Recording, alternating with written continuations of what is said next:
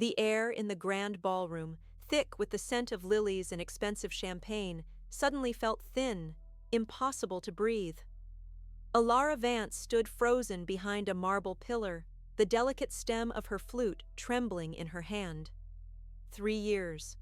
3 years of carefully constructed silence, of building a new life from the ashes of a secret she was forced to keep. And it all shattered in the instant he walked through the ornate double doors. Damien Blackwood. The name was a ghost on her lips, a scar on her heart. He was a force of nature, a man carved from granite and ambition, his presence sucking all the oxygen from the room. He wasn't supposed to be here. This charity gala was her world, a world of quiet philanthropy and anonymity, a universe away from the ruthless corporate empire he commanded. His eyes, the color of a storm-tossed sea, scanned the crowd with an unnerving intensity, dismissing senators and socialites as if they were nothing. Then they found her. Across the expanse of glittering chandeliers and polite conversation, his gaze locked onto hers, and the world fell away. It wasn't a look of recognition. It was a look of ownership, a predator who had finally cornered his prey. Time seemed to warp as he moved towards her, a path clearing before him as if by an invisible force. Ilara's every instinct screamed at her to run, to disappear back into the shadows she had called home. But she was trapped, pinned by the weight of their shared past. He stopped before her, so close she could feel the heat radiating from his perfectly tailored suit. He smelled of expensive cologne and something uniquely him, a faint, clean scent of rain and power that sent a treacherous shiver down her spine. "Hello, Ilara," he said, his voice a low, dangerous rumble that was meant for her ears alone.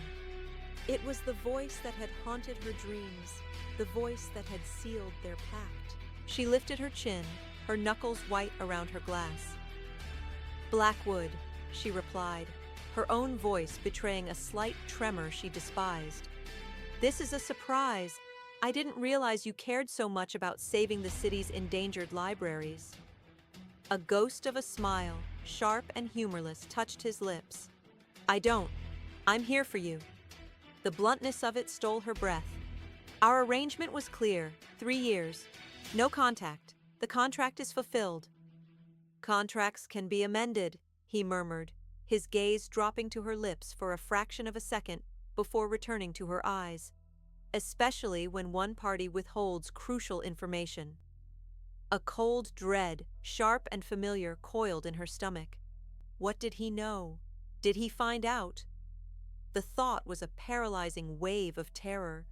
She had guarded her secret with her life, erased every trace that could lead back to him. "I have no idea what you're talking about," she said, her voice a fragile fortress. "You got what you needed, the merger, the control of the board. I upheld my end of the bargain. I disappeared. Now, if you'll excuse me..." She tried to step past him, but his hand shot out, his fingers wrapping around her arm. It wasn't a brutal grip, but it was unyielding, a manacle of steel. The contact was electric, a jolt of forbidden memory that burned through her skin. "The bargain is not over," he stated, his voice dropping even lower, laced with a possessiveness that terrified and thrilled her in equal measure. "I've been searching for you for 6 months, Ilara. Did you really think you could hide from me forever?"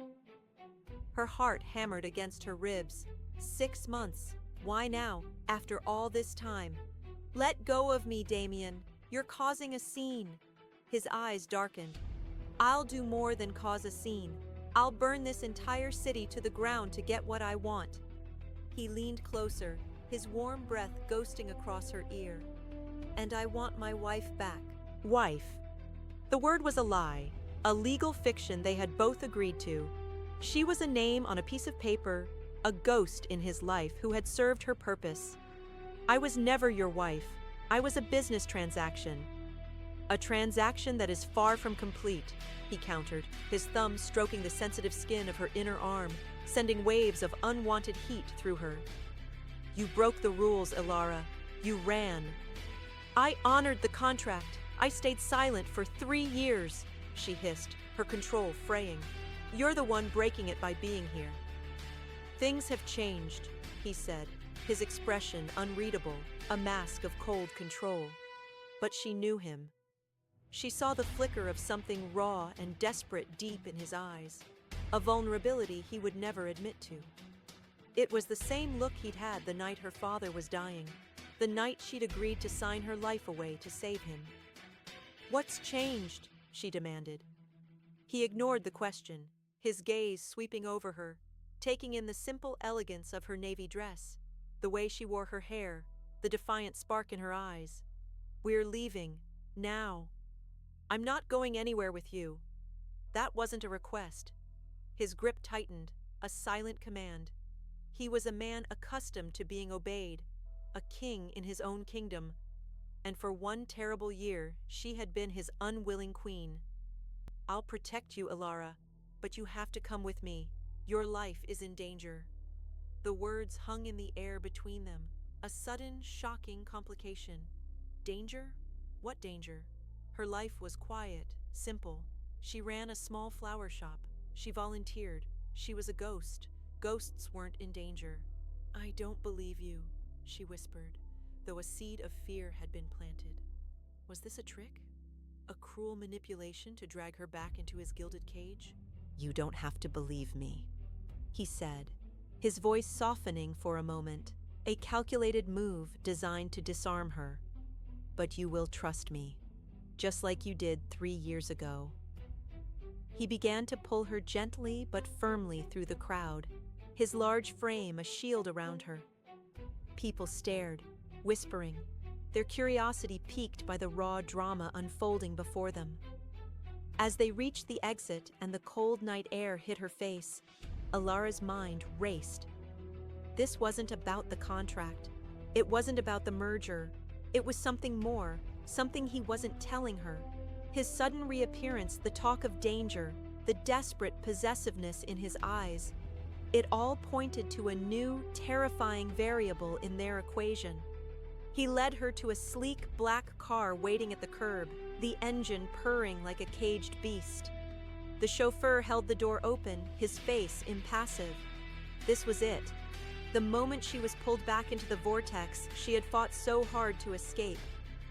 As he guided her into the plush leather interior, her mind screamed a single, silent question. What did he know? And what would he do if he ever discovered the one secret she had kept from him? The secret that was now almost 3 years old, with eyes the color of a storm-tossed sea and a smile that was a perfect miniature replica of his own.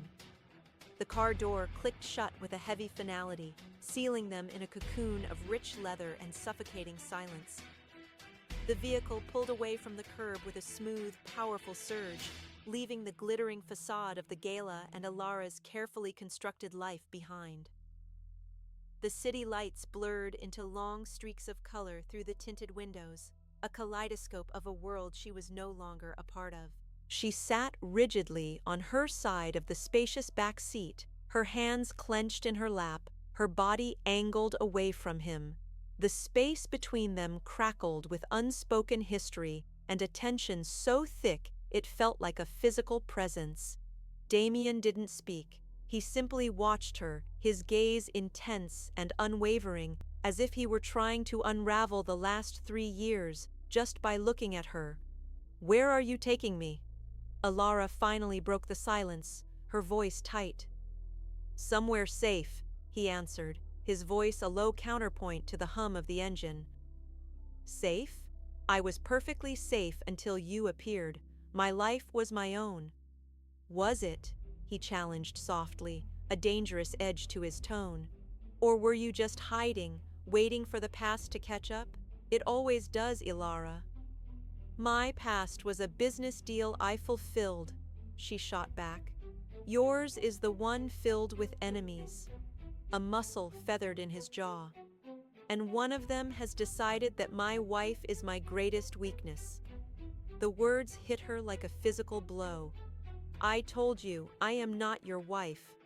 The world doesn't know that, he countered, his voice cold and precise. To everyone who matters, Alara Vance ceased to exist 3 years ago. In her place is Alara Blackwood, the mysterious wife of a man who just closed the most hostile takeover in the last decade. A woman who is now a target. Her blood ran cold. A target for what? This is a lie, a fabrication to control me. I wish it were, he said, and for the first time, she heard a trace of something other than cold command in his voice. Weariness. Viktor Morozov. Does the name mean anything to you? She searched her memory. The name was vaguely familiar, a specter from the flurry of news reports during the merger she had been forced to facilitate. He was your rival, the one you pushed out. The one whose company I dismantled piece by piece, Damien corrected her bluntly. He lost everything, his fortune, his legacy. He holds me responsible, and he has spent the last year in the shadows, plotting his revenge. He started targeting my assets, my operations, but now his focus has shifted. He's decided to take something from me that I can't replace. He paused, letting the weight of his words sink in. He's hunting you, Ilara. She stared at him, her mind reeling. It was too much, too dramatic. It felt like a plot from a movie, not her quiet life. How do you know this? I have my sources, reliable ones. He thinks you are my everything, the one person I keep hidden away because I can't bear to lose you. A tragic, romantic notion. He said the last part with a cynical twist of his lips. And he plans to use you to destroy me. Alara's breath hitched. A faceless man was hunting her, believing her to be the cherished wife of his enemy. The irony was a bitter pill. She was a pawn in a game she hadn't even known she was playing.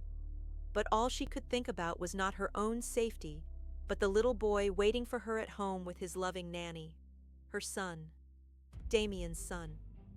If this Morozov was truly hunting her, what would he find? The thought was a spear of ice through her heart. No, she whispered, shaking her head. No, this can't be real. It is, Damien insisted, his voice hardening again. Which is why you will do exactly as I say. You will stay with me under my protection until I have eliminated the threat. And then what? She choked out. You'll just let me go? Back to my life? His gaze was inscrutable. We'll discuss the terms of our new arrangement once you're secure. New arrangement. The words were a cage snapping shut around her. He wasn't just protecting her, he was reclaiming her. The car turned off the main highway, entering a winding private road shrouded by a dense forest. The moonlight struggled to pierce the thick canopy of leaves. It felt like they were driving to the end of the world. I need my things, she said, her mind grasping for any excuse, any delay. My purse is at the gala, my phone. Everything you need has been taken care of, he said dismissively. Your purse was retrieved. Your apartment is being packed up as we speak. Its contents will be moved to the estate by morning. Panic clawed at her throat. My apartment? You can't do that. You have no right. I have every right, he said, his voice dropping to a possessive growl that vibrated through the enclosed space.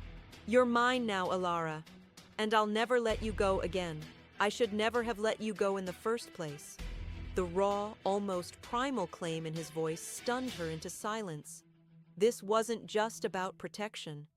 This was about him, about something he wanted, something he felt he was owed. The car finally broke through the trees, and a sprawling modern fortress of glass, steel, and dark stone came into view, illuminated by stark, strategic lighting. It was beautiful and terrifying, a prison designed by an artist. The vehicle glided to a halt under a covered portico. The chauffeur was already there, opening Damien's door. Damien got out and then turned, his hand extended to her. It wasn't a gentleman's offer, it was a king's summons. She ignored his hand, stepping out of the car on her own, wrapping her arms around herself against the sudden chill of the night. She looked up at the imposing structure, at the dark windows that seemed to watch her like vacant eyes. There were guards, she noticed now, discreetly positioned, their presence a clear message of isolation and security. "Welcome home," Damien said, standing beside her. "This isn't my home," she replied, her voice hollow. "It's your cage." His expression tightened. "I'll protect you, even if it costs me everything, even if you hate me for it." He took her arm, his touch firm, and led her towards the massive front doors. "Hate me all you want, Alara, but you will be safe." As the heavy doors swung open, revealing a cavernous, minimalist foyer that was as cold and intimidating as he was, a devastating realization crashed down on her. He had thought of everything, her purse, her apartment. But he didn't know about the most important thing. He didn't know about Leo. And in his quest to protect her from a phantom enemy, he had just separated her from her son. The one secret that could truly destroy them both. The silence inside the house was absolute, a stark contrast to the storm raging inside Alara. Every sound was magnified, the soft click of the doors closing behind them, the echo of their footsteps on the polished marble floor, the frantic beat of her own heart. A stern-faced woman in a gray uniform appeared as if from nowhere, her posture rigid. "Mrs. Blackwood," she said with a slight, respectful bow of her head. "Welcome. Your rooms are prepared." Alara flinched at the name. Here, in this fortress of glass and stone, the lie was an established fact. She was Mrs. Blackwood, Damien's wife, a ghost given flesh and a title she never wanted. "Show her," Damien commanded, his tone leaving no room for argument. He released Alara's arm, the sudden absence of his touch leaving her skin feeling strangely cold. "I have calls to make. We will talk in the morning." He turned without another word and disappeared down a long, shadowed hallway, his powerful form swallowed by the house's immensity. He was in his element here, commanding, controlling, untouchable. Alara felt a surge of desperate helplessness. She was a prisoner. "This way, madam," the housekeeper said, her voice devoid of emotion. Alara followed the woman numbly up a floating staircase that seemed to hang in mid-air. The house was a masterpiece of modern architecture, all clean lines, vast open spaces, and floor-to-ceiling windows that looked out onto the dark, impenetrable forest. It was breathtakingly beautiful and completely devoid of warmth. It was a reflection of the man who owned it. The suite she was led to was larger than her entire apartment. A massive bed dominated the center of the room, a fireplace was set into one wall, and an entire wall of glass offered a panoramic view of the moonlit woods. A walk-in closet stood open, already filled with clothes in her size, from designers she'd only seen in magazines. Her few belongings from her apartment would be lost in this sea of curated luxury. He had prepared for her arrival. The thought was both terrifying and, in a deeply unsettling way, intimate. He had remembered her tastes, her sizes, the small details she thought he'd never noticed. As soon as the housekeeper left, closing the door with a soft click, the facade of composure Alara had been desperately maintaining crumbled. A sob tore from her throat, and she sank onto the edge of the ridiculously large bed, burying her face in her hands. Leo, her son. He would wake up in the morning and she wouldn't be there. Mrs. Gable, his nanny, was wonderful, but she wasn't his mother. Panic, sharp and acidic, rose in her throat. She needed to get to him. She had to get a message out. Her eyes scanned the room, searching for a phone, a computer, anything. There was nothing. The room was a luxurious prison cell, stripped of any means of communication with the outside world. Damien had been thorough. A new wave of despair washed over her. He had cut her off completely. She stood and paced the room like a caged animal, her mind racing. How could she have been so foolish? To think she could build a life, have a child, and keep it a secret from a man like Damien Blackwood. He was a hunter, a man who uncovered secrets for a living. Her frantic energy eventually subsided, replaced by a bone-deep exhaustion. She walked to the wall of glass, pressing her forehead against the cool surface. The moon hung high in the sky, a solitary silver disk. It was the same moon Leo would see if he woke up and looked out his window. The thought was a fresh stab of pain. "I'll protect you," a younger Damien had whispered, his voice rough with an emotion she hadn't understood at the time. They were standing on a wind-swept cliff overlooking the sea, a month into their sham of a marriage. It was one of the few times they had been together outside the sterile confines of his penthouse. She had turned to him, her heart aching with the impossible truth of their situation. "From what? The only danger to me is this contract, this lie we're living." He had reached out, his hand cupping her jaw, his thumb stroking her cheek. His touch was hesitant, almost gentle, so different from the cold businessman she knew. "From the world," he had said, his storm-gray eyes intense. "From everything." "Why?" she had whispered, genuinely confused. "Why do you care? I'm just part of a deal to you." He looked away then, out at the churning gray water. "Because when I make a deal, I see it through. You are my responsibility, my possession." He stumbled over the word, as if it didn't quite fit, but it was the only one his pragmatic mind could offer. She had pulled away, stung. "I am not a thing to be possessed, Damien." "No," he had agreed, turning back to her, his gaze holding a strange, raw vulnerability. "You're not. And that is the problem." The memory was so vivid, it felt as if he were standing right there with her. He had been different in those rare, unguarded moments. A man beneath the armor. A man who looked at her not as a transaction, but as something more, something that confused and perhaps even scared him. She had seen glimpses of a soul scarred by a past he never spoke of. A man who equated control with safety. A soft knock on the door jolted her back to the present. She froze, her heart leaping into her throat. The door opened slowly, and Damien stood there, holding 2 glasses and a bottle of whiskey.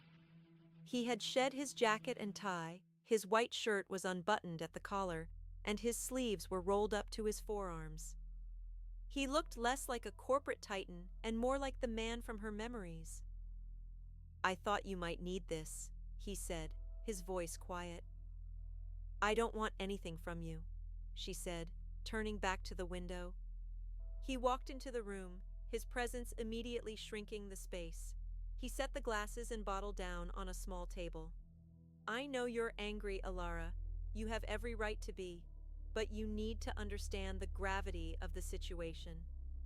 "The situation you created," she retorted, whirling to face him. "You and your ruthless games. I was happy. I was safe." "Were you?" he challenged, pouring a measure of amber liquid into one of the glasses. "Living in a small apartment, looking over your shoulder, waiting for the day I might find you?" His words hit too close to home. There had always been a fear, a low hum of anxiety in the back of her mind. "I wasn't waiting for you. I was living my life." "A life built on a secret," he said, his eyes boring into hers. He held out the glass to her. "You don't remember me, do you? Not really. You remember the contract, the deal. You don't remember the man." "I remember a cold, calculating man who used me to get what he wanted," she said, refusing the drink. He sighed, a heavy, weary sound, and set her glass back down. He took a sip of his own, his gaze never leaving her face. "My father was a monster, Alara. He taught me that emotion is a weakness to be exploited. He taught me that trust is for fools. When he died, he left me with nothing but a crumbling company and a legacy of betrayal. I rebuilt it all. I did it by being ruthless, by being calculating, by never letting anyone get close enough to hurt me." It was the most he had ever revealed about himself, then or now. A piece of his past, offered up like a peace treaty. She saw a flicker of the emotionally wounded man he kept hidden so well.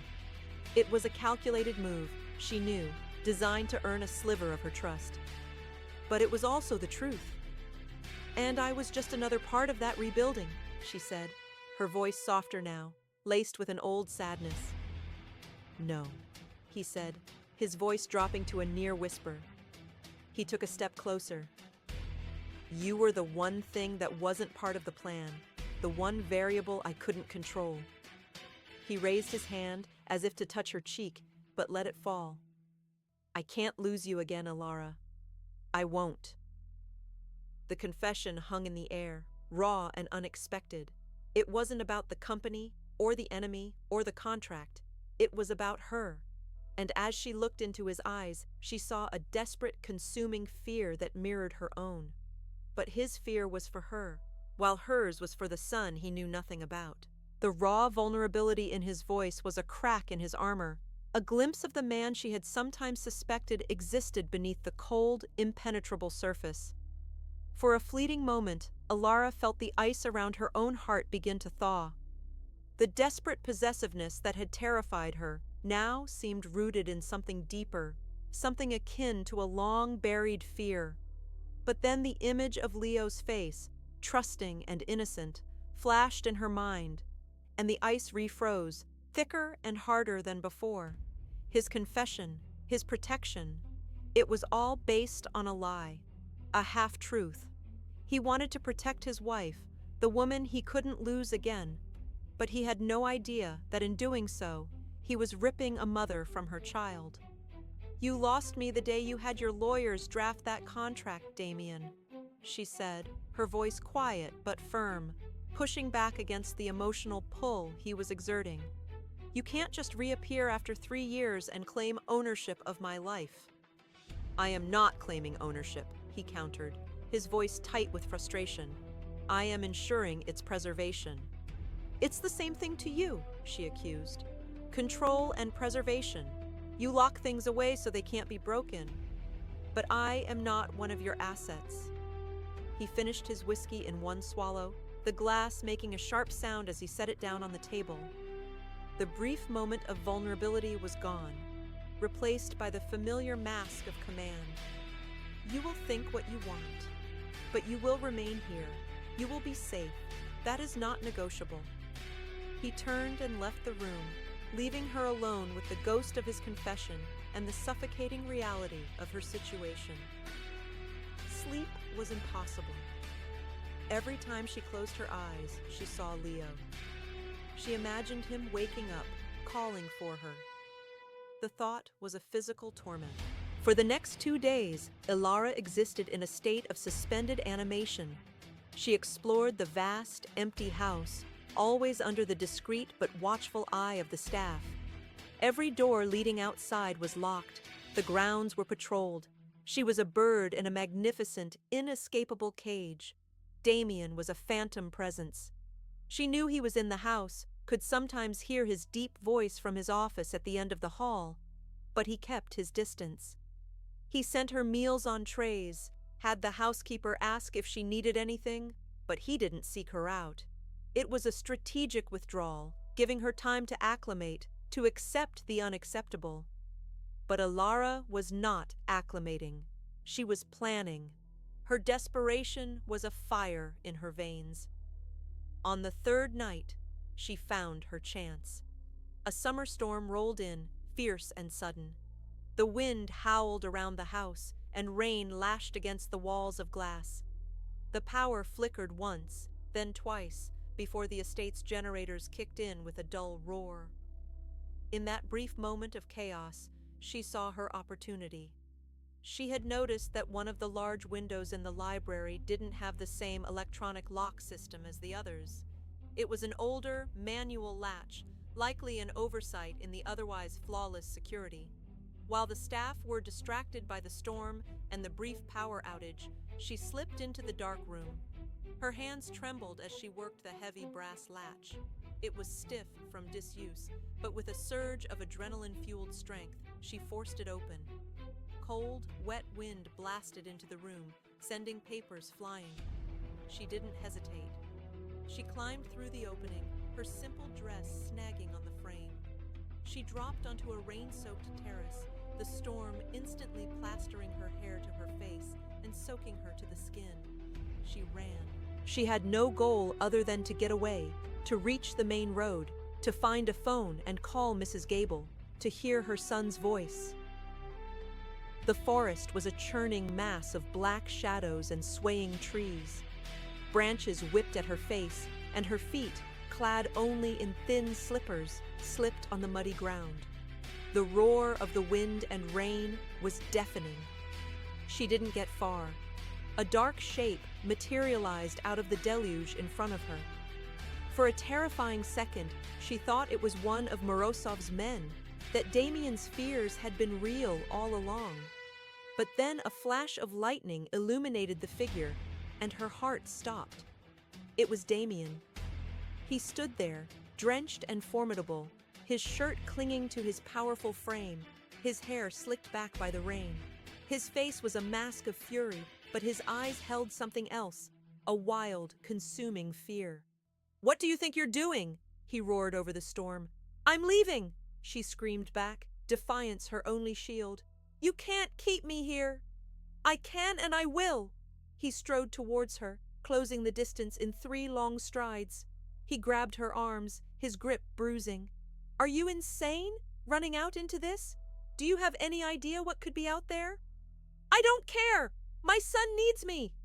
The words ripped from her throat before she could stop them. A desperate, foolish mistake born of sheer panic. His entire body went rigid. The fury on his face was wiped away, replaced by a stunning, absolute stillness. The roar of the storm seemed to fade into the background. "Your son?" he repeated, his voice a dangerously quiet rumble that was somehow more terrifying than his shouting. Alara's blood ran cold. The secret was out, spoken, thrown into the heart of the storm between them. She tried to pull away, but his grip was iron.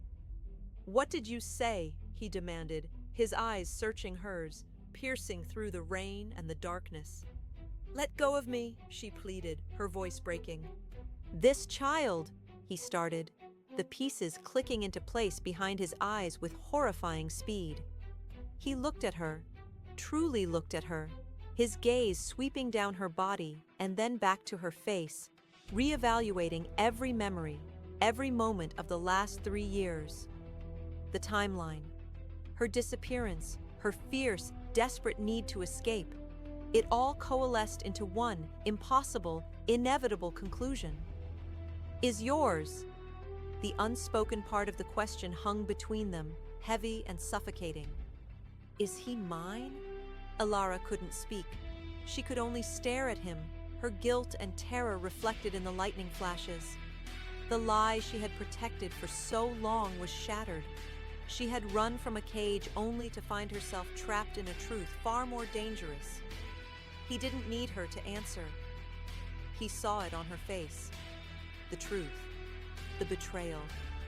His hands dropped from her arms as if he'd been burned. He took a staggering step back, the rain plastering his hair to his forehead. The powerful, controlled Damien Blackwood looked utterly shattered. "I'll protect you," he whispered, the words a hollow echo of his earlier promise, "even if it costs me everything." He looked at her then, and she saw the cost. The cost was a betrayal so deep it had ripped the world out from under his feet, and in his eyes she saw the dawning of a new, terrifying resolve. He had been protecting his wife. Now he had something infinitely more precious to claim and to defend: a son. The storm raged around them, a symphony of chaos that mirrored the cataclysm in Damien's soul. He stared at Alara, the rain streaming down his face, his expression a maelstrom of shock, betrayal, and a dawning, fierce emotion she couldn't name.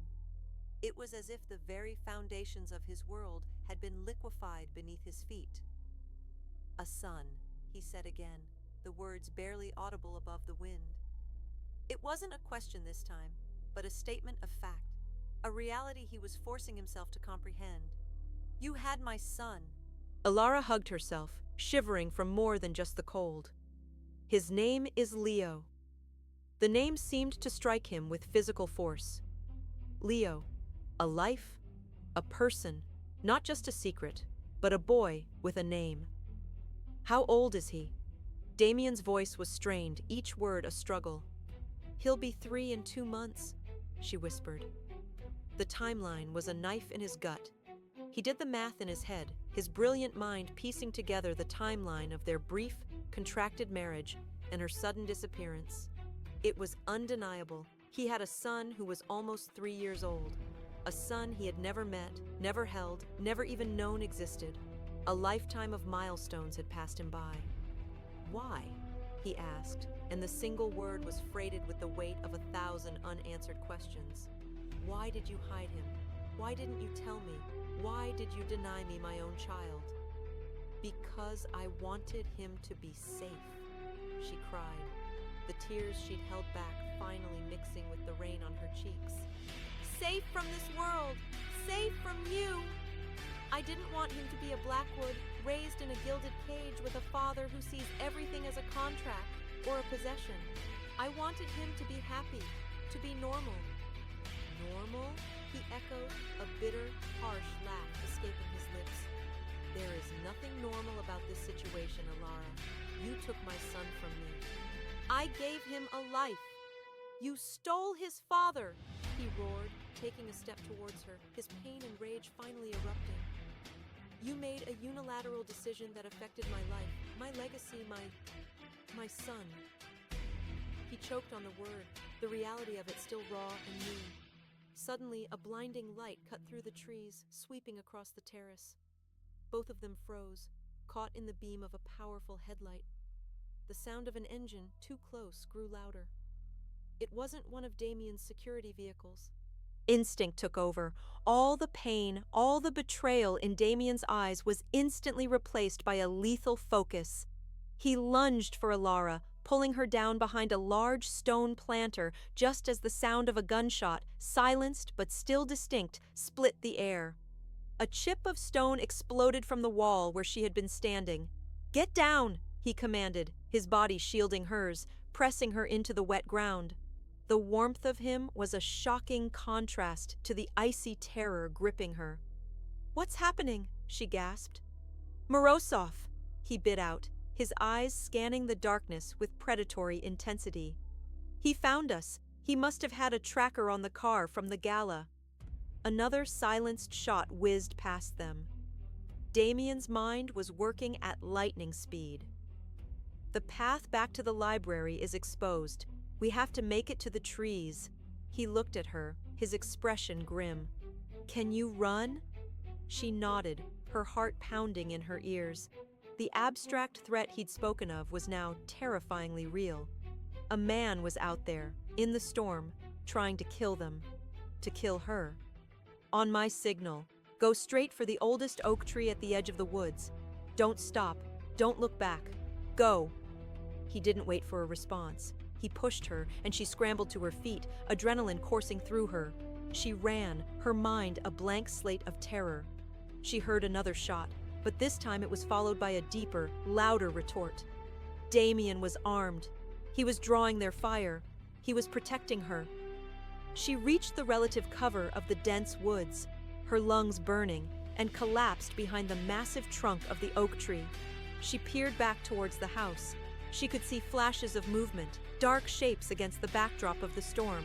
Then she saw Damien, a fluid shadow, moving with a deadly grace she never knew he possessed, flanking their attackers. The exchange of gunfire was swift, brutal, and then silence. A silence that was more terrifying than the noise. She waited, her breath held, her body trembling uncontrollably.